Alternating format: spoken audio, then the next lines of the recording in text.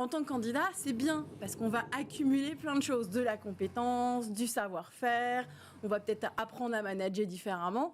Mais c'est vrai que côté RH et recruteur, on est plutôt méfiant quand on voit sur un CV que la personne a accumulé plusieurs expériences assez courtes. Ah, d'accord. Donc c'est à la fois bien pour se faire du réseau et de l'expérience, et en même temps, ça montre pour le recruteur que quoi, on est versatile, qu'on n'est pas stable. On n'est pas stable, on est atypique, on a tous les défauts de la Terre généralement quand on fait des missions courtes. Et pourtant, on a tous fait un jour ou l'autre des missions courtes. Des jobs alimentaires, des jobs étudiants pour payer les études, un CDD en attendant d'avoir le CDI, le fameux Saint Graal qu'on veut tous avoir un jour, enfin surtout les parents et la banque.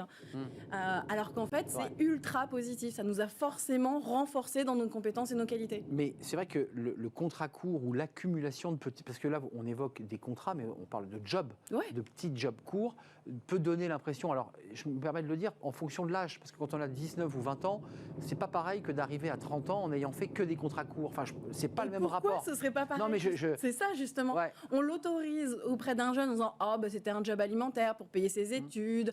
Ou parce qu'il voulait tester, il savait pas encore exactement ce qu'il voulait faire. Et pourquoi ça, on ne l'autoriserait pas à quelqu'un qui a 30 ans, 40 ans, 50 ans? Moi, je connais des personnes qui ont été assistantes de direction toute leur vie en intérim. Et donc, elles n'ont fait que des petits contrats. Mais c'était voulu, c'était un choix, en fait.